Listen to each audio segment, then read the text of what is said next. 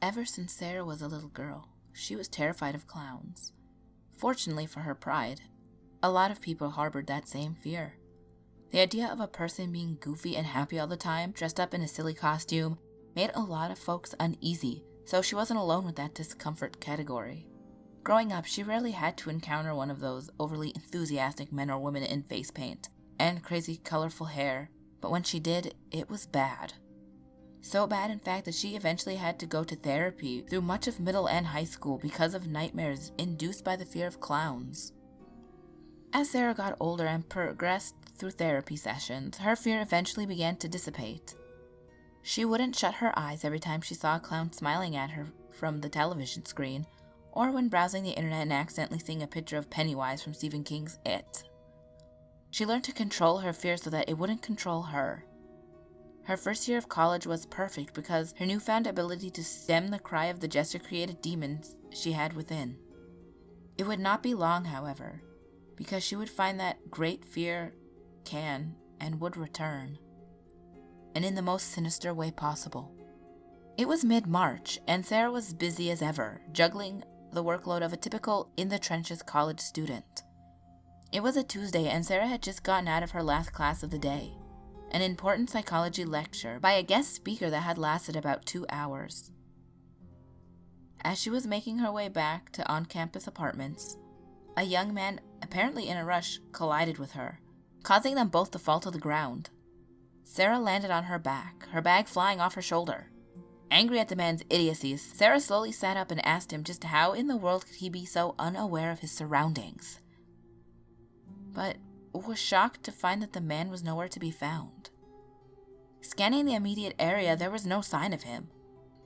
Shaking her head, she just got to her feet, picked up her bag, and she noticed a flyer face down on the ground.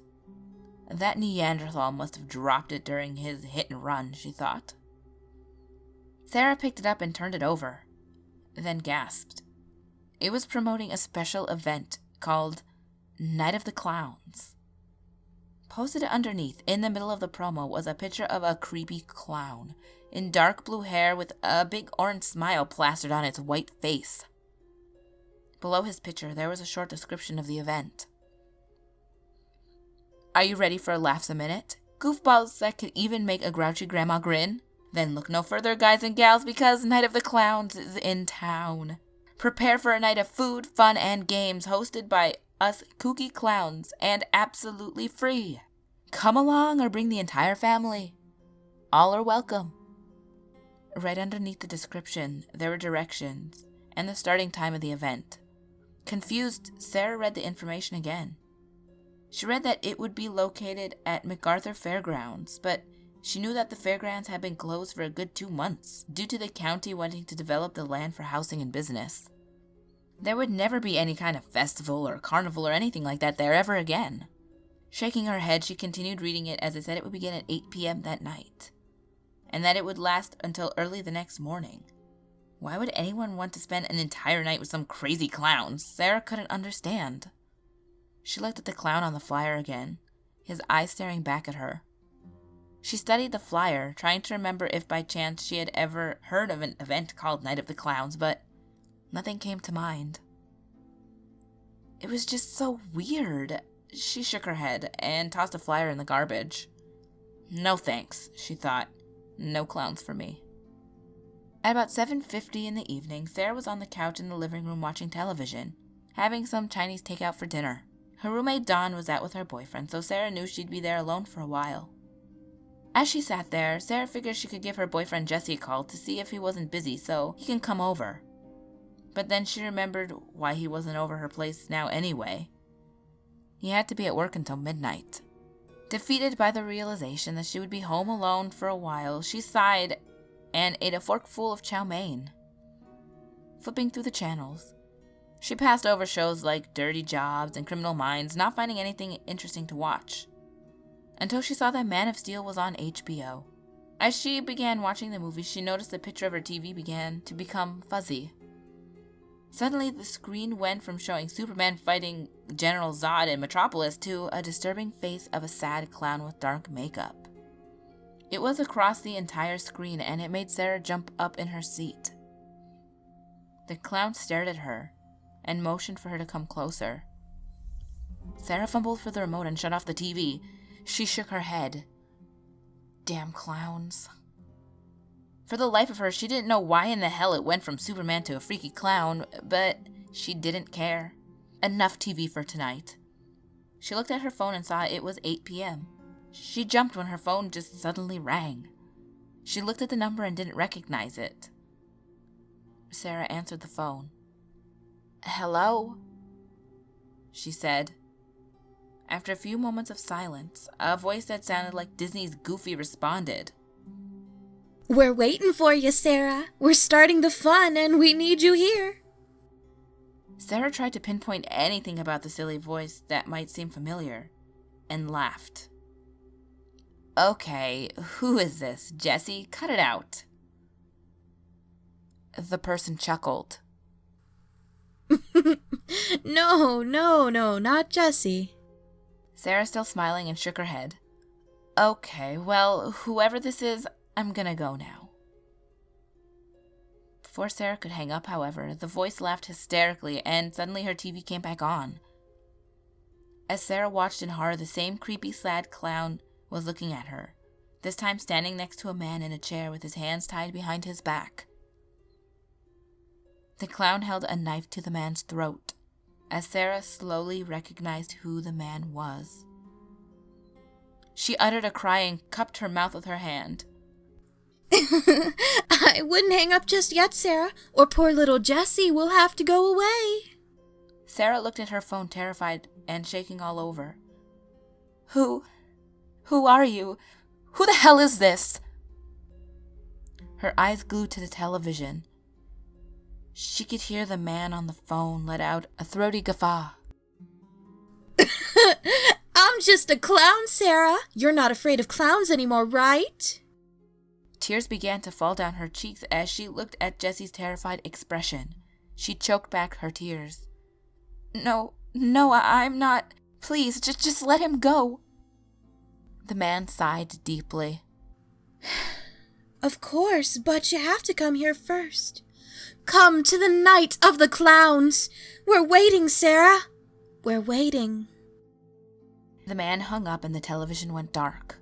Sarah sat there in shock, her phone still pressed firmly against her ear. She slowly lowered her phone and thought about calling the police. As she dialed 911, she realized that this wasn't just some guy messing with her, or some average Joe kidnapper. This was paranormal, something outside the realm of logic entirely. She understood what she had to do to save her boyfriend. She had to go to Night of the Clowns. Sarah drove as fast as she could to the MacArthur Fairgrounds, outside of the city. The closer she drove to the area surrounding the fairgrounds, a thick, heavy fog enveloped her car. Before she knew it, she had arrived at the large, closed iron gates of the fairground entrance. She was shocked to see a grand marquee accompanied by a bubbly clown face to greet her from above.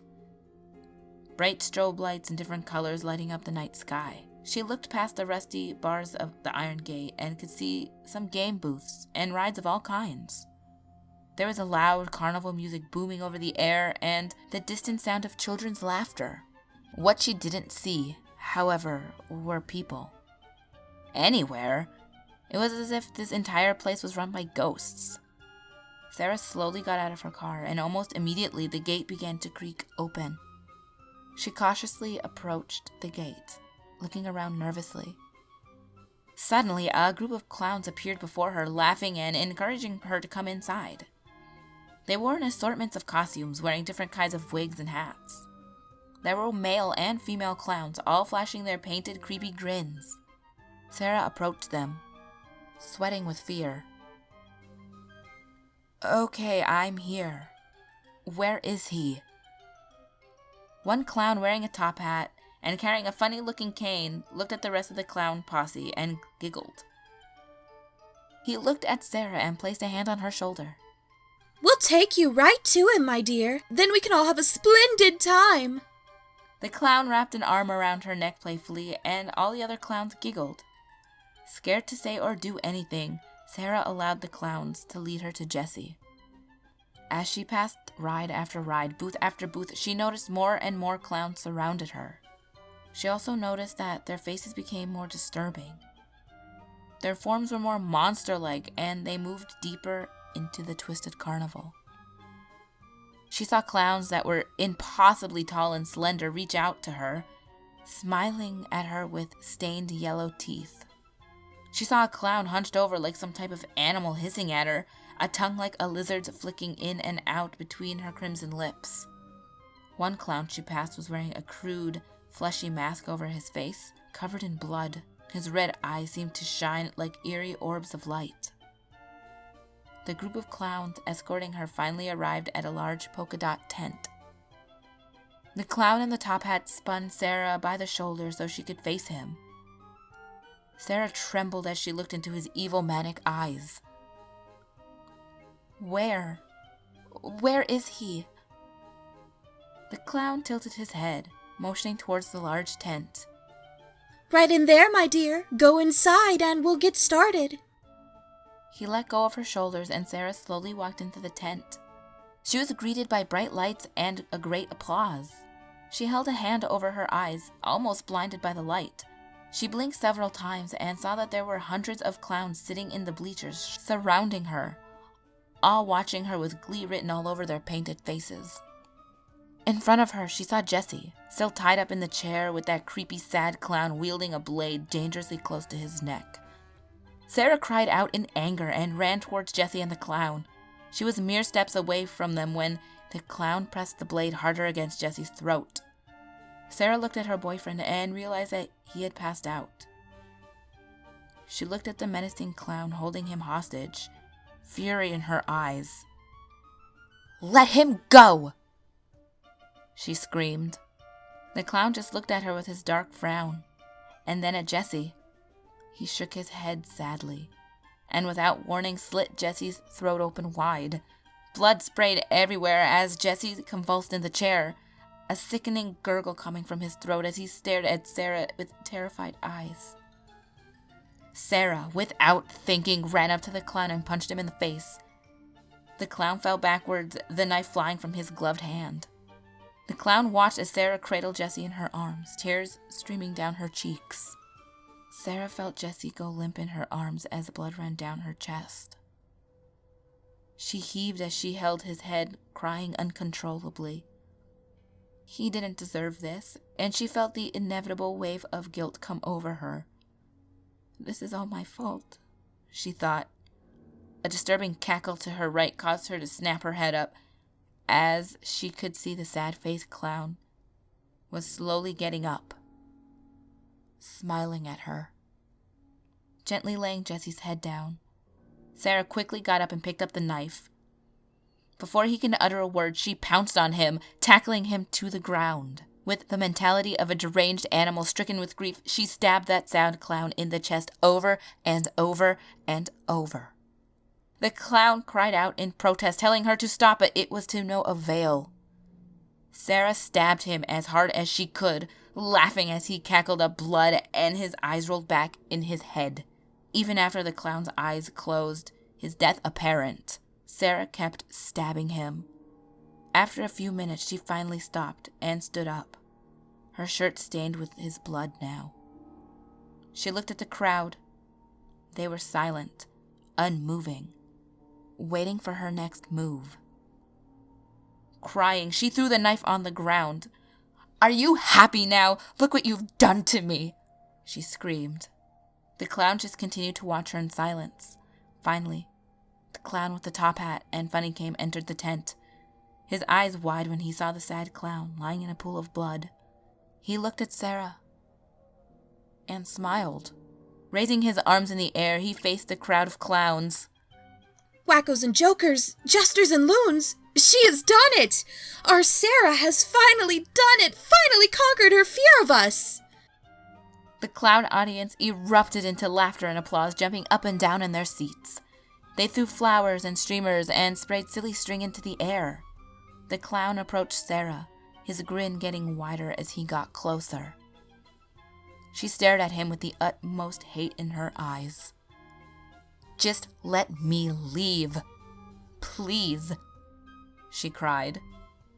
The clown shook his head and motioned to the crowd. Leave? Why, my dear, you were never going to leave. Sarah looked at him, shaking her head in confusion. But why? What have I done to you? The clown laughed and wrapped his arm around her shoulders once more, pointing to the crowd. Nothing, Sarah, nothing. You've done nothing to any of us. This isn't some kind of revenge thing. No. It's something greater. A test. Sarah, tears in her eyes, looked at him. A test? He nodded. Yes, a test. And you passed with flying colors. We had to see if you were ready to join us. Sarah looked at him, a chill running down her spine, making her legs feel like spaghetti noodles. Join? Join you? He nodded once more and laughed. Yes, join us! We seek out those who fear us and help them understand that we aren't that bad. Once they finally understand, they become part of our big, crazy family. Forever. Sarah, horrified, tried to run away, but the clown held her tightly. She screamed, "Please, let me go! I lost my boyfriend. Isn't that enough for you?" The clown shook his head. He was just part of our test. He isn't important. What's important is the fact that you passed. Now you're one of us. Here, take a look.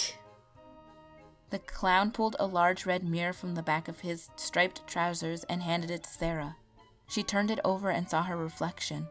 She screamed at the top of her lungs. The skin on her face was ghostly white with dark diamonds around her eyes, both cheeks painted with black circles, her lips now a shade of ebony, formed into a wide grin.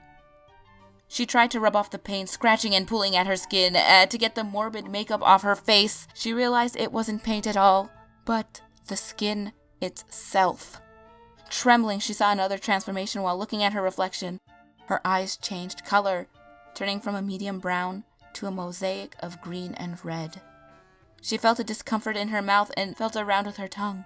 She opened her mouth and screamed once more. Her teeth had become canine-like, protruding from under her dark lips. Shaking, she almost collapsed into the clown's arms. He giggled and held her. She looked at him. What have you done to me?" she asked weakly. He gave her a remorseful look and motioned to the crowd. Nothing, dear Sarah. We just made you part of the family. The clown audience erupted into a fit of laughter once more, and Sarah watched them. She studied their faces for the longest time before looking up at the clown holding her. They were demented, but happy, she thought. Happy. The sound of laughter soon became soothing, comforting in a strange way, like a relaxing tune you listen to before you drift off to sleep. Slowly, a smile came to her face, and she giggled. When she began laughing hysterically, nothing else could be heard but the sound of clown's laughter, floating up and out of the tent into the cold, dark night. I hope you ghouls enjoyed this. CreepyPasta is very near and dear to me. My really, really good friend, Horrorjunkie, was in it, and please subscribe to her. Her quality in videos is amazing. She's a really, really, really good narrator, and she needs to get more well known. She only has like 130 subscribers or something like that. You need to get her more subscribers, ghouls. She is amazing. I love her videos. She's currently doing the crazy stepmother type. Is that what it is? The crazy stepmother series, and it's really good, and I look forward to it every time she puts it out. So please subscribe to her. I'll put her link in the description below, and I'll put her link on my end slate here. But as always, ghouls, my last video will be on the top left, the next video will be on the bottom left. All my social medias will be on the screen here, and also in the description below. The secret word will be crazy, because I had to get a little crazy for that laugh at the end. It was really awkward, honestly, but I hope you like it. And remember, there's always someone or something watching you.